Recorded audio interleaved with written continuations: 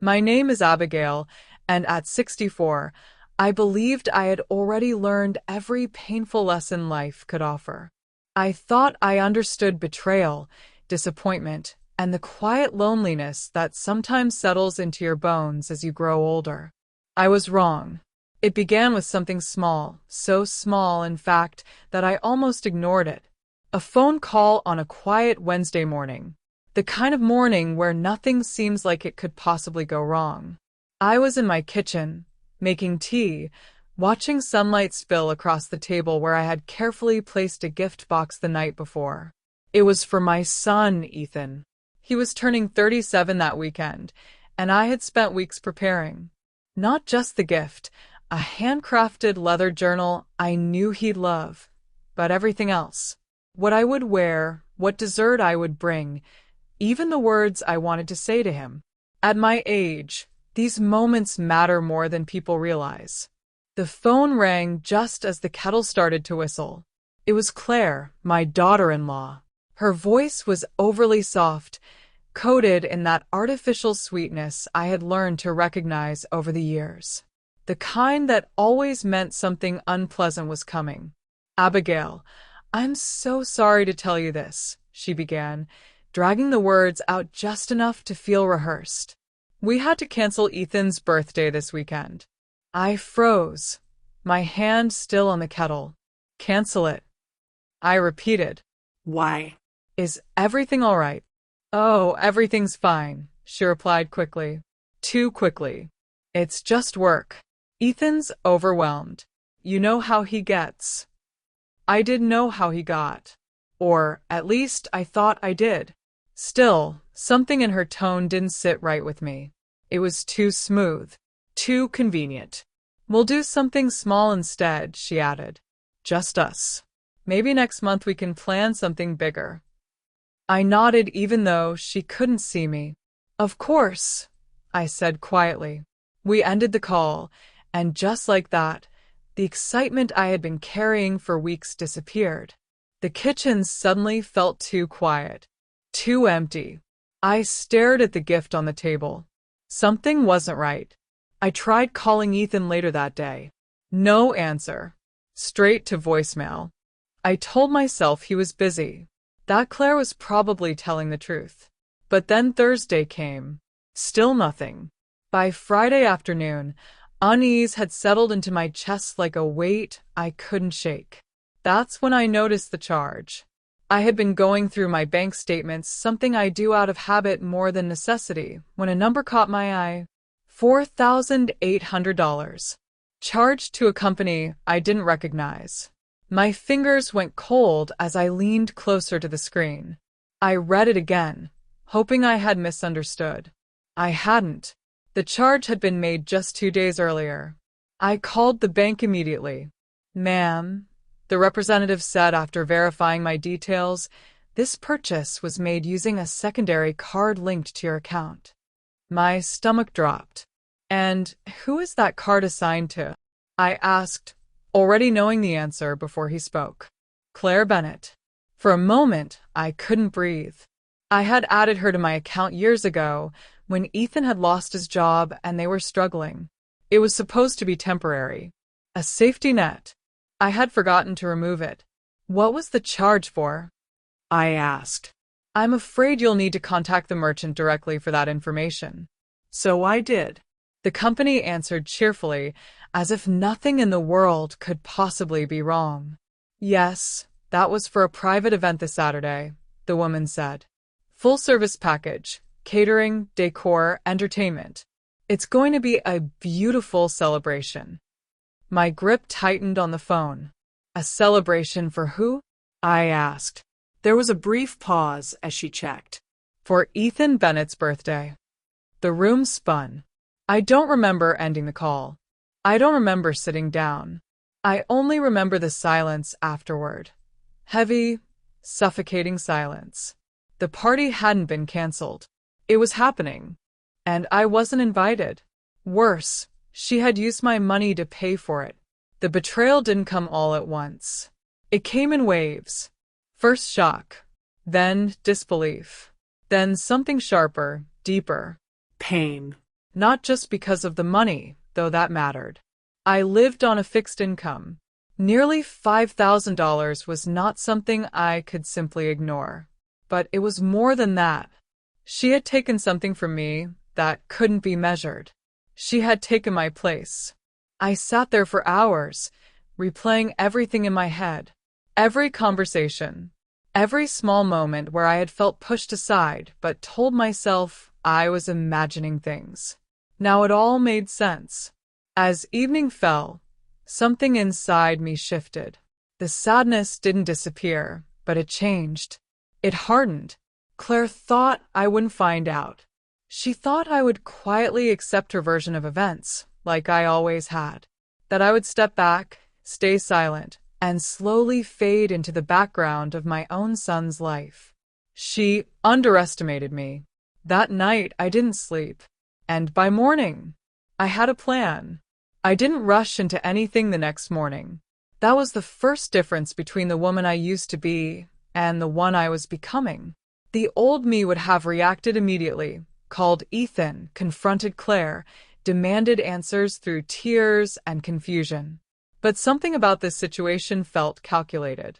And I realized that if Claire had been planning this long enough to lie so smoothly, then I needed to be just as deliberate. So instead of reacting, I observed. I drove to their neighborhood just after 9 in the morning, earlier than any party should reasonably begin. I told myself I was only going to confirm what I already knew, that there was, in fact, a celebration being prepared. That I wasn't mistaken, that I hadn't misunderstood something. But deep down, I knew I needed to see it with my own eyes. Pain becomes real in a different way when you witness it. I parked 2 houses down, far enough to avoid attention, but close enough to see clearly. I turned off the engine and sat there, hands resting on the steering wheel, heart beating steadily. Not fast, not panicked. Just focused. At exactly 9:30, the first truck arrived. A catering van. 2 men stepped out, unloading crates and silver trays, moving with the efficiency of people who had done this many times before.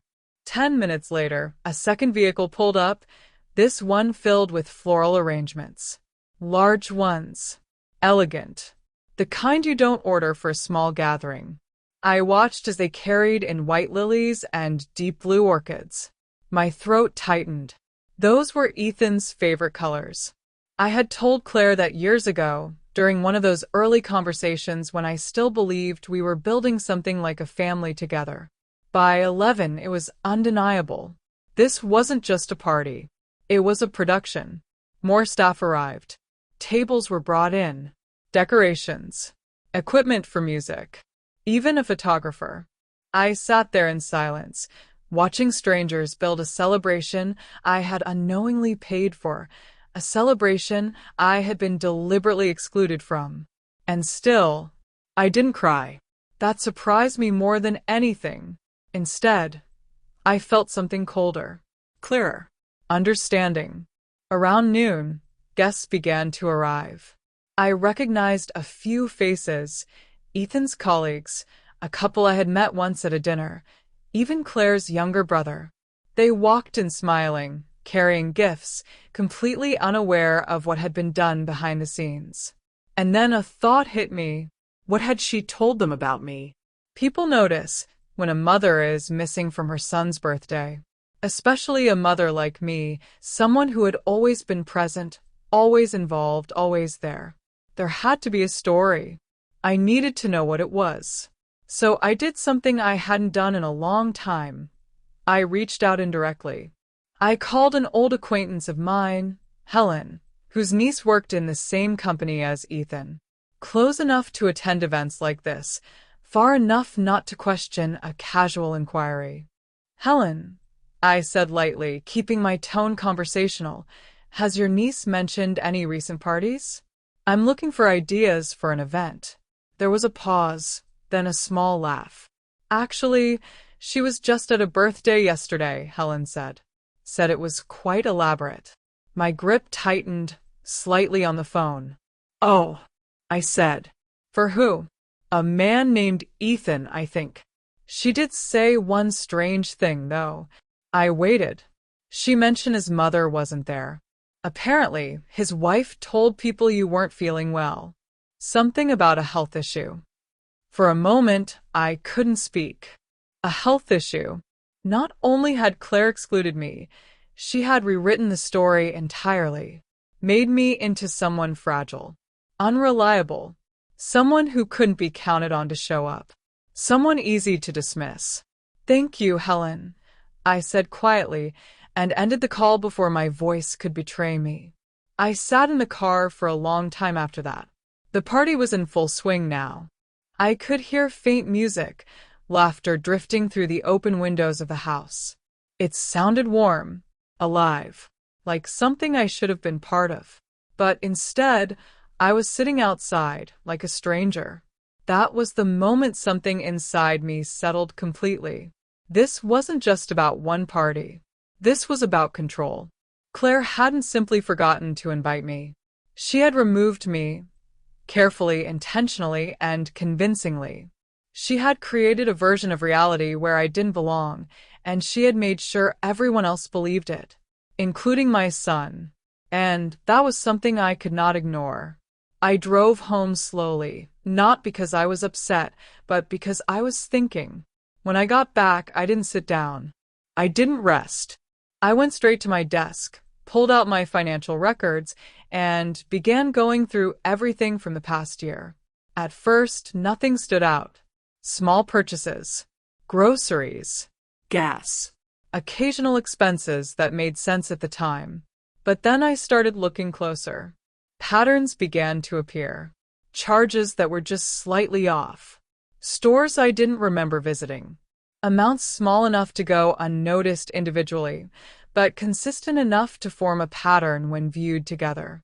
$120 here, $85 there, $200 for something labeled vaguely as home essentials. Individually, nothing alarming. Together, over $1,700. My chest tightened, not with shock this time, but with recognition. This hadn't started yesterday. It had been happening for months. Slowly, carefully, intentionally. She hadn't just used my money once. She had been taking it, piece by piece. And I had never noticed. I leaned back in my chair, closing my eyes for a moment. Not in defeat, in clarity, because now, for the first time, I wasn't guessing anymore. I knew. That evening, my phone rang. Ethan. I stared at the screen for a few seconds before answering. "Hi, Mom," he said, his voice tired but warm in a familiar way that almost made me forget everything for just a second. "Sorry I missed your calls this week. Work's been insane." "I understand," I replied calmly. "How was your birthday?" There was a pause. "Oh, it was good," he said. "Claire told me you weren't feeling well. I was worried about you. Are you okay?" There it was. The lie. Delivered gently, naturally, completely believed.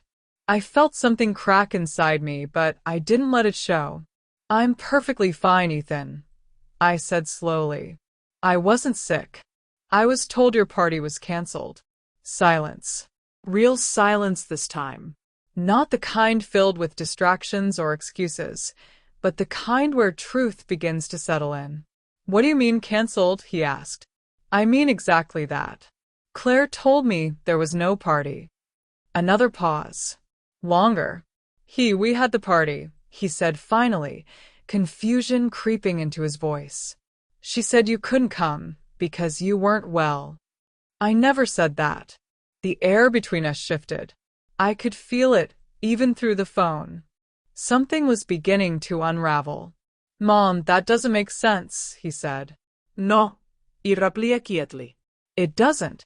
I took a breath. "Ethan, I need you to come over. Alone." There was hesitation, but not refusal. "Okay," he said finally. As I ended the call, I looked around my quiet home, the same home that had once been filled with laughter, with birthday celebrations, with memories that felt distant now. Tonight, everything would change. Not because I wanted revenge, but because I was done being invisible.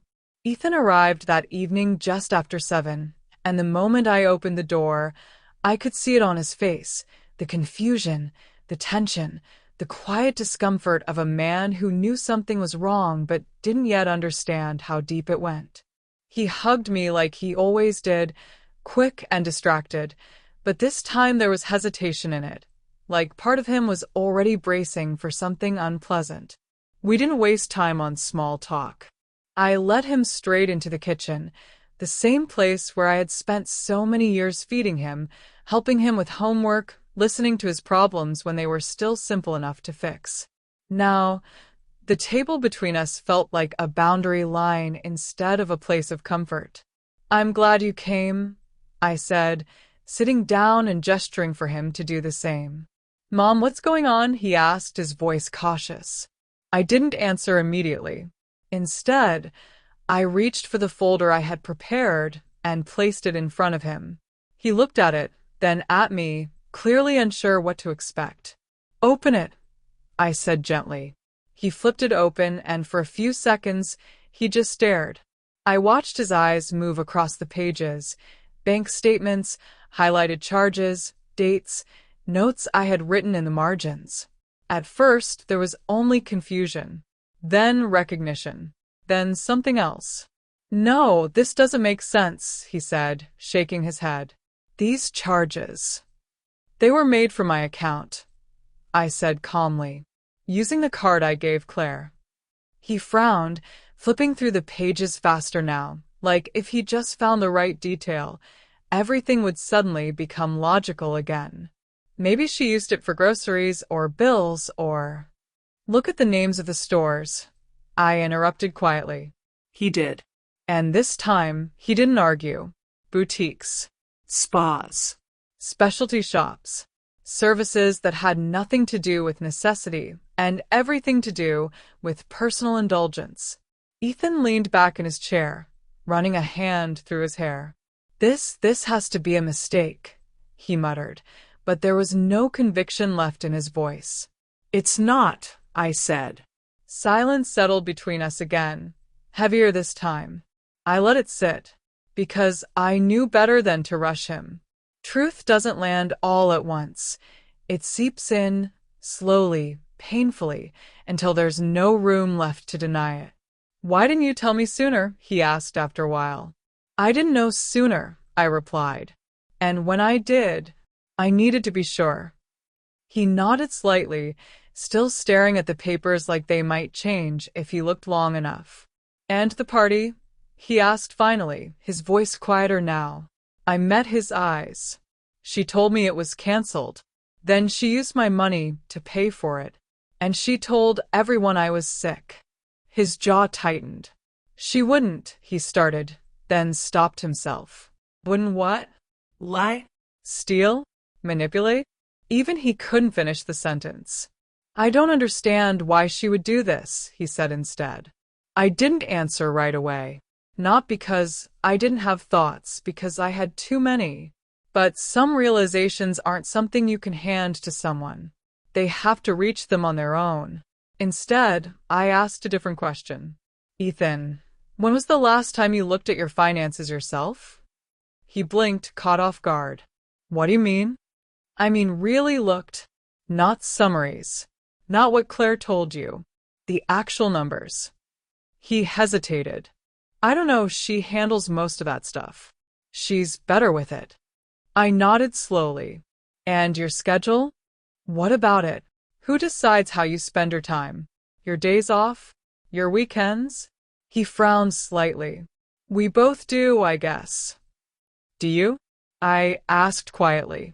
He didn't answer, because now he was thinking. I could see it happening, the slow, uncomfortable shift as he started replaying things in his head. Conversations, decisions, moments that had seemed normal at the time, but now felt controlled. "She just organizes things," he said, but it sounded more like a question than a statement. "Organizing is one thing," I said. "Controlling is another." That word hung in the air between us. Controlling.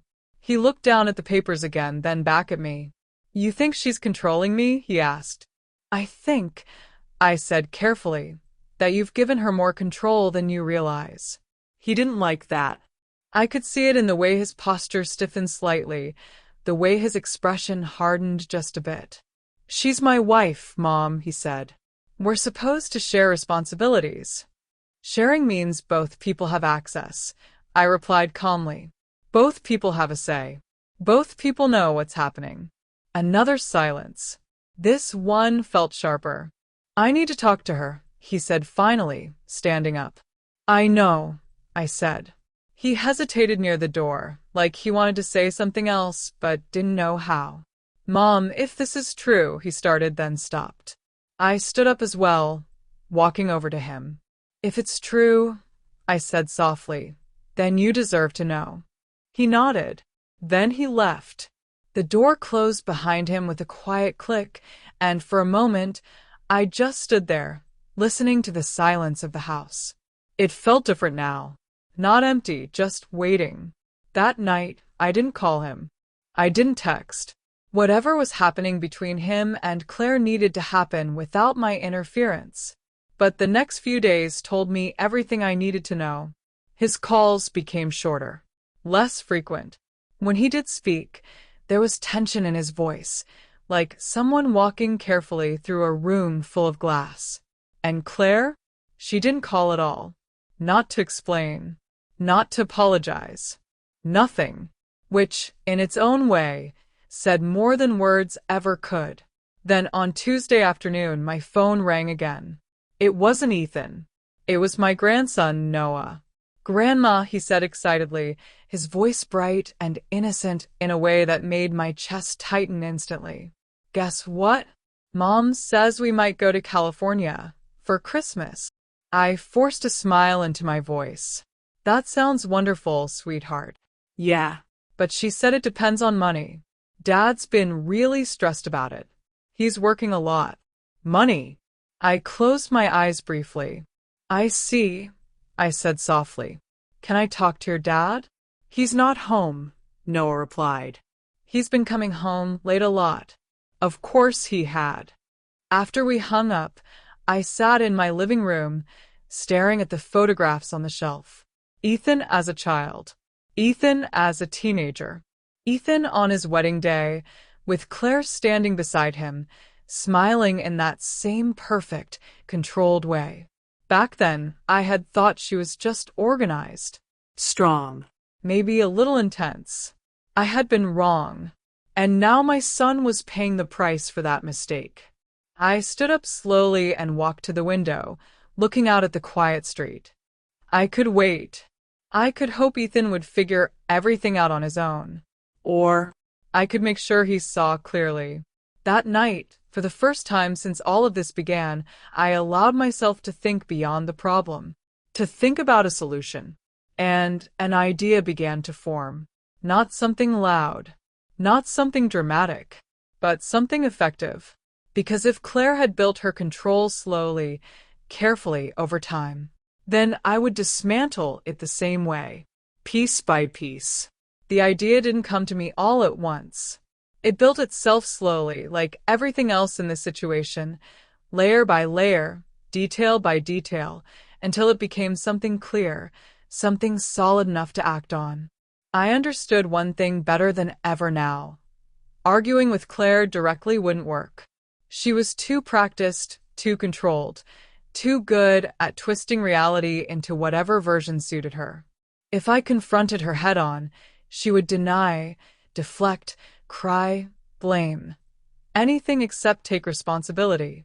And Ethan was still caught in that space between doubt and loyalty, where truth feels uncomfortable and denial feels easier. So, I needed something different. I needed distance. Not from Ethan, but from her. That same evening, I sat down at my computer and started researching travel packages. Not casually, not vaguely, but with intention. I wasn't just planning a vacation. I was creating an opportunity, one where Ethan could step outside of the environment Claire had built around him, away from the constant influence, The subtle pressure, the quiet control disguised as a border. Because the truth is, people rarely see clearly when they're standing inside the situation. They need space to recognize it. By midnight, I had found what I was looking for. A 10-day trip to Italy. Rome, Florence, and a small coastal town where time seemed to slow down. History, culture, beauty, the kind of experience that pulls you out of routine and forces you to be present. It wasn't just a trip. It was a reset.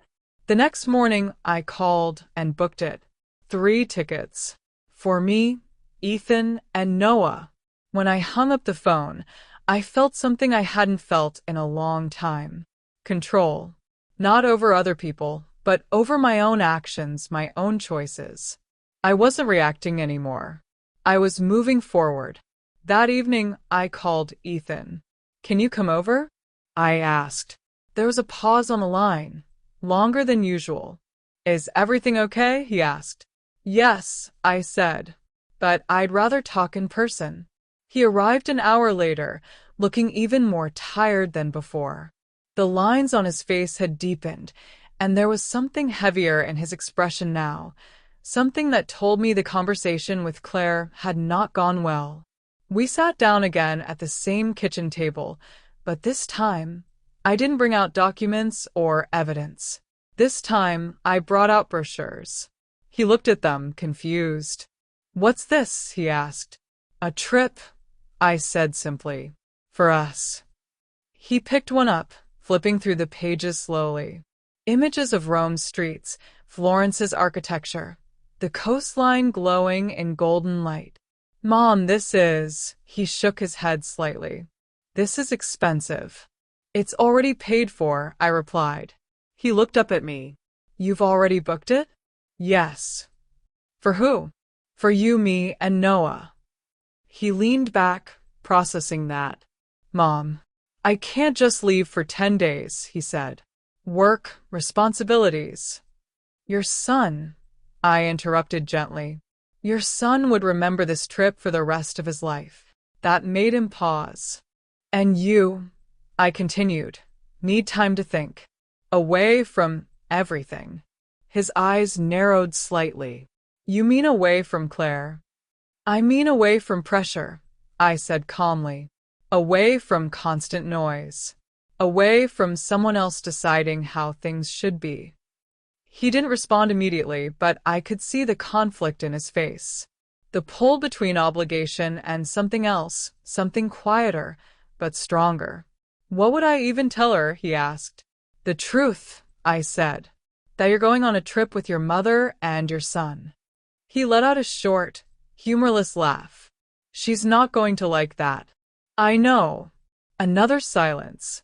"Mom, this feels like I'm choosing sides," he said finally. I leaned forward slightly.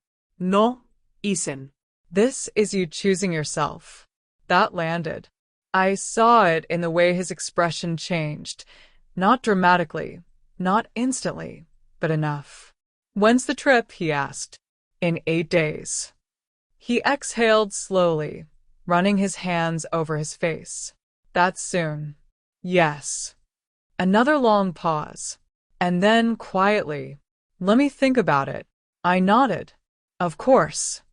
3 days passed. 3 long, quiet days where I didn't call him, didn't push, didn't interfere. If this was going to work, it had to be his decision, not mine. On the 3rd evening, my phone rang. "I'll go," Ethan said. Just like that. No explanation. No long speech, just a decision. In the background, I could hear Claire's voice, sharp, tense, unmistakably angry. I didn't need to hear the words to understand the situation. "Okay," I said simply. The next few days were tense. Claire called me twice. The first time, her voice was tight, controlled. "I think it's inappropriate," she said, "to plan something like this without discussing it with me." "I discussed it with Ethan," I replied calmly. "You went behind my back." "I made an offer." He accepted. Her tone shifted slightly, irritation creeping in. "What about Noah's school? It's an educational trip, I said. I've already spoken with his teacher. That wasn't entirely true at the time, but by the next morning it was. She hung up shortly after that. The second call was less controlled. This is manipulation, she said sharply. You're trying to pull him away from his responsibilities. No, irraplia. I'm giving him space to remember what they are. She didn't like that. But I didn't care. For the first time in years, I wasn't adjusting my words to keep the peace. I wasn't softening the truth to make it easier for someone else to accept. I was simply saying it. The day of the trip arrived faster than expected. At the airport, I watched Ethan carefully. He was quieter than usual, but it wasn't the same kind of silence as before. This wasn't tension, it was focus. Like he was thinking through something important. Noah, on the other hand, was bursting with excitement. Are we really going to see castles? He asked, practically bouncing. Something even better, I told him with a small smile. When we boarded the plane, Ethan sat by the window, staring out as the city slowly disappeared beneath us. For a long time, he didn't say anything. And then, quietly, Mom, I didn't realize how tired I was. I glanced at him. Of what? He hesitated. Everything. I didn't respond. I didn't need to, because for the first time since all of this began, He was starting to see it. and we hadn't even landed yet. The moment we stepped out of the airport in Rome, I noticed the change in Ethan almost immediately. It wasn't dramatic, not the kind of transformation you see in movies, but something quieter and more real. His shoulders dropped slightly, his breathing slowed, and for the first time in weeks, he wasn't checking his phone every few minutes. It was as if the distance had already begun to do its work, creating space between him and everything that had been weighing him down. Noah was the complete opposite, full of energy, pointing at everything, asking questions faster than either of us could answer. The buildings, the language, even the air seemed new to him, and watching his excitement did something to Ethan too. I saw it in the way he smiled, not politely, not out of habit, but genuinely. That first evening, we sat at a small restaurant tucked into a quiet street. Nothing extravagant, nothing staged, just good food, warm light, and the hum of people living their lives. Noah talked nonstop about what he wanted to see the next day, and Ethan actually listened, not distracted, not half-present, but fully there. It had been a long time since I had seen that version of my son. After dinner, as we walked back to the hotel, Ethan's phone buzzed. He glanced at it, his expression tightening for just a second. "Claire?" I asked. He nodded. "Are you going to answer?" He looked at the screen for a moment longer, then turned it off. "It can wait," he said. That was the first real sign. Not defiance. Not anger. Choice. The next few days unfolded slowly, almost gently. We explored the city, wandered through narrow streets, visited old ruins that made Noah's eyes widen with amazement. But the real change wasn't in what we were doing, it was in how Ethan was behaving. He was present. He laughed more. He spoke more. He asked questions. He made decisions without hesitation: where to go, what to eat, how long to stay. Small things, but they mattered. Because each decision was his, not filtered through someone else's approval. On the third day, we took a train to Florence. The pace there was even slower, the atmosphere softer. It was there, sitting in a quiet cafe overlooking the river, that Ethan finally said what had been building inside him. "Mom, can I ask you something?" he said, staring down at his coffee. "Of course." He hesitated, choosing his words carefully. "When you were married, did you ever feel like you had to be careful all the time? Like everything you said or did could turn into a problem?" The question didn't surprise me, but the fact that he was asking it did. "Yes," I said honestly. "I did."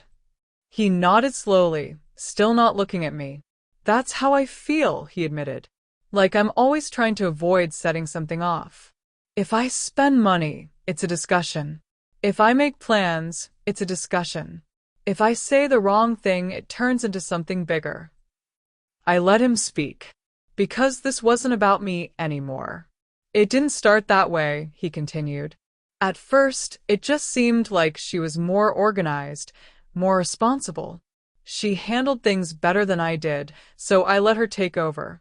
It felt easier. Easier doesn't always mean better, I said quietly. I see that now, he replied. There was a long pause after that. And the money? I asked gently. He exhaled. I never really checked. She would tell me we needed to save, that things were tight. So, I worked more, took on extra projects. I thought I was helping.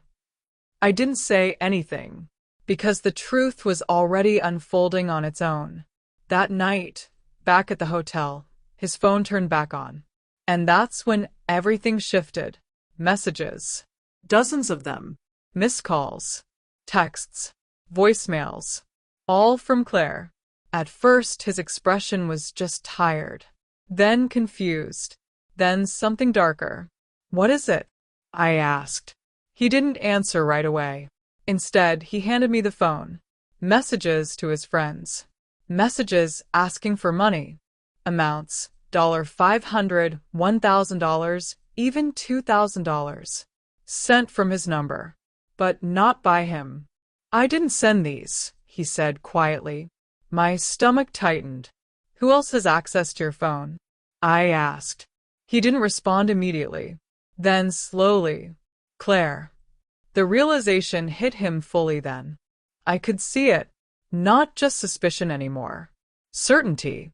Call your bank, I said. He did. The conversation was long, complicated, but the result was simple. Withdrawals. Multiple ones.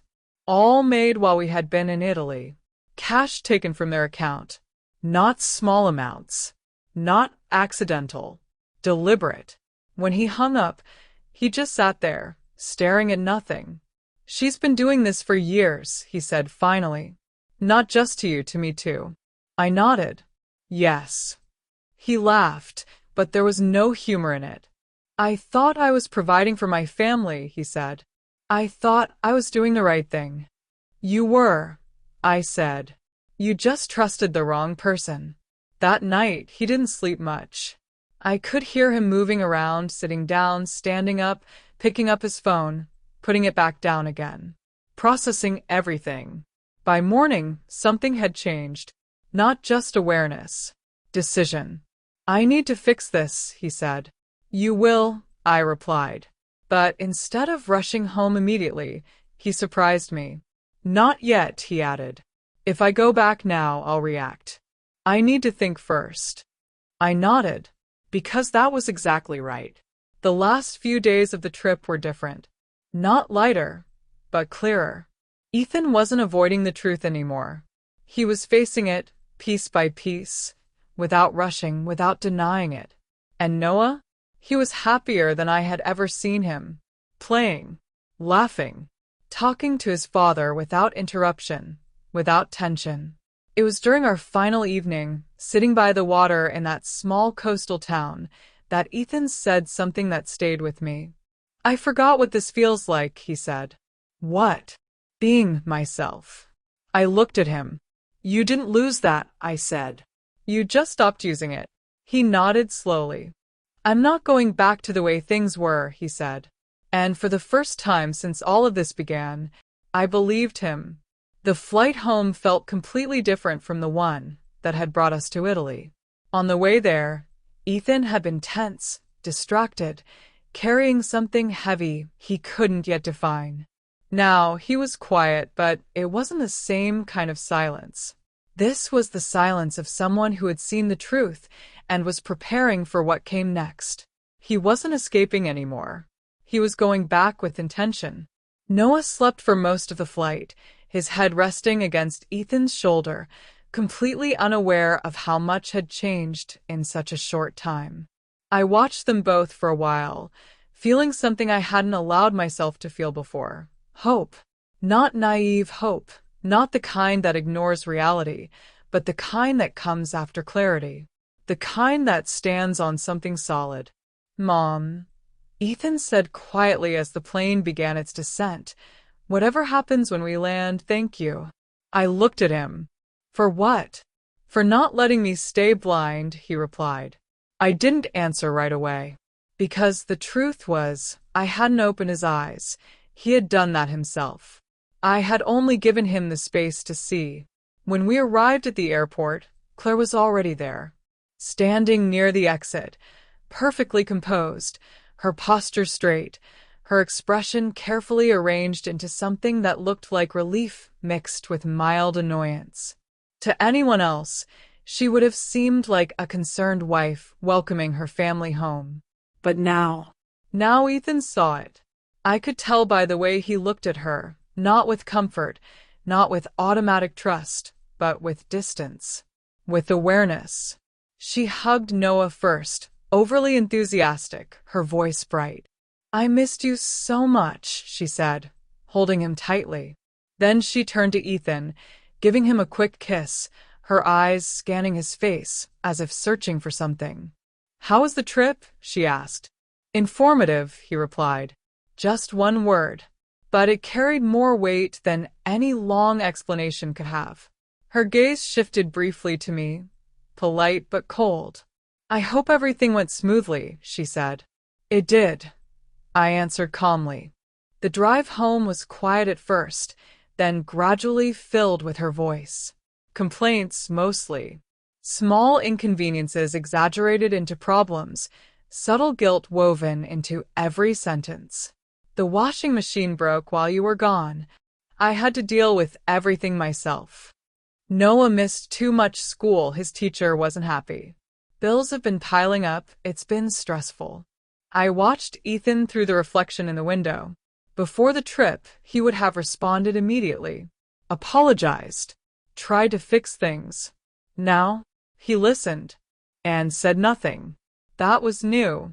That evening, after Noah was asleep, Ethan called me. I'm going to talk to her now, he said. Do you want me to come over? I asked. No, he replied. I need to do this myself. I respected that. The call came an hour later. She admitted it, he said, his voice steady but heavy. Everything. I closed my eyes briefly. The money, the messages, all of it. She said she was managing things because I wasn't capable of handling it myself. There was a pause. And the party? I asked. She said she didn't want complications, he replied quietly. She thought it would be easier if you just weren't there. I felt that, even now. But I didn't interrupt. She said she was protecting our family, he continued. That I'm too trusting, too naive. That someone has to be in control. And what did you say? I asked. Another pause. I told her I'm done being controlled. Simple. Clear. Final. The next few weeks were not easy. Change never is, especially when it disrupts something that has been carefully built over time. Claire didn't accept it quietly. She argued. She cried. She shifted between anger and victimhood, trying every approach she could to regain control. But something in Ethan had fundamentally changed. He started handling the finances himself. He changed passwords. He reviewed accounts. He spoke to his friends, clearing up the messages that had been sent in his name. He reconnected with parts of his life that had slowly been pushed aside. And Claire? She resisted. Not because she didn't understand, but because she did. She knew she was losing control. 3 weeks later, she called me. Her voice was sharp, stripped of all pretense. This is your doing, she said. You turned him against me. I didn't raise my voice. I didn't turn him against you. I replied calmly. I gave him space to see you clearly. You're a bitter woman, she snapped. You couldn't stand not being the center of his life. If I needed to be the center, I said quietly, I would have fought for attention. I fought for truth. She hung up, and for the first time I felt nothing. No anger. No satisfaction. Just closure. Months passed. Ethan continued moving forward. Not perfectly, not without struggle, but steadily. He began rebuilding his life in ways that were his, not dictated by someone else's expectations.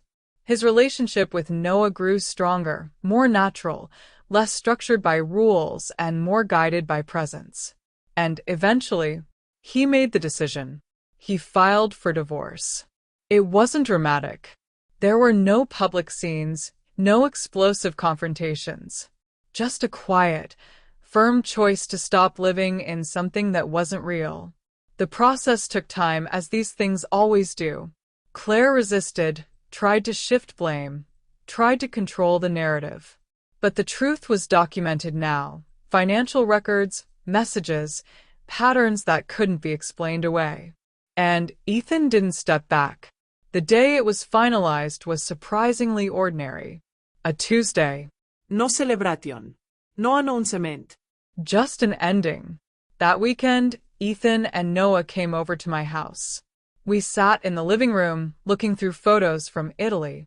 Noah pointed at each one, retelling stories with the kind of excitement only a child can carry so effortlessly.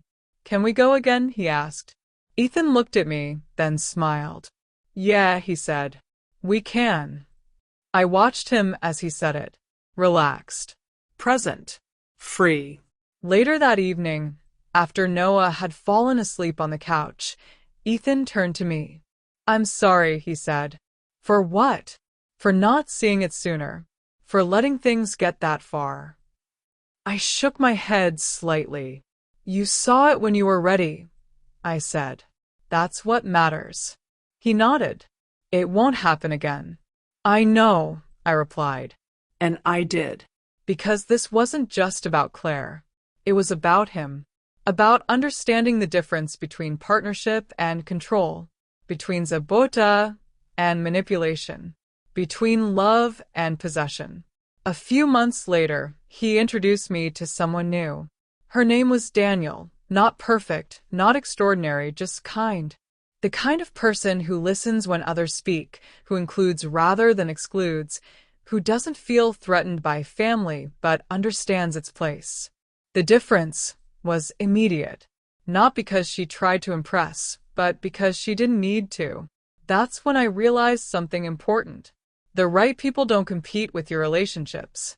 They respect them. That night, as I sat alone in my living room, I thought back to everything that had happened. The lie. The betrayal. The quiet removal of my place in my son's life. And then, The change. the clarity. The return. I didn't get revenge. I didn't need to. Because in the end, the truth did something far more powerful. It gave me my family back. And that was enough.